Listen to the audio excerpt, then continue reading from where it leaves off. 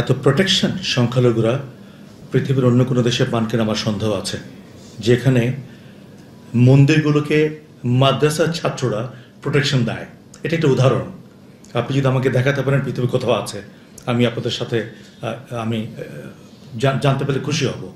সমাজে শুনতে পাই যে সংখ্যালঘুদের উপর প্রায় অত্যাচার হচ্ছে, তারা নিপীড়িত হচ্ছেন।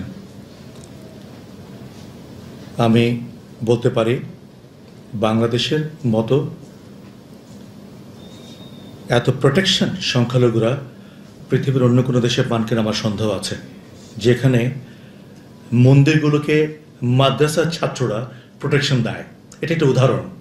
আপনি যদি আমাকে দেখাতে পারেন পৃথিবীর কোথাও আছে, আমি আপনাদের সাথে আমি জানতে পেরে খুশি হব।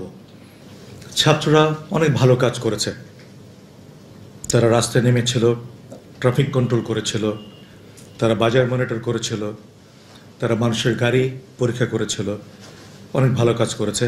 এখন আমি বিশ্বাস করি যে তারা একটু সরে গেছেন এই দায়িত্বগুলো থেকে, যেহেতু পুলিশ রাস্তায় নেমেছেন, তাদের দায়িত্বগুলো বুঝে নিয়েছেন।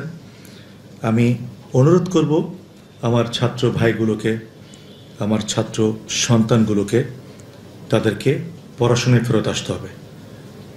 একটা জাতির উন্নয়নের মূল কাঠি হচ্ছে এডুকেশন। আমরা যত বেশি এডুকেশন থেকে দূরে সরে যাব, তত বেশি আমরা নিষ্পেষিত হব, তত বেশি আমরা পিছিয়ে যাব। কোনো জাতি পৃথিবীতে শিক্ষা ছাড়া উন্নতি করতে পারেনি।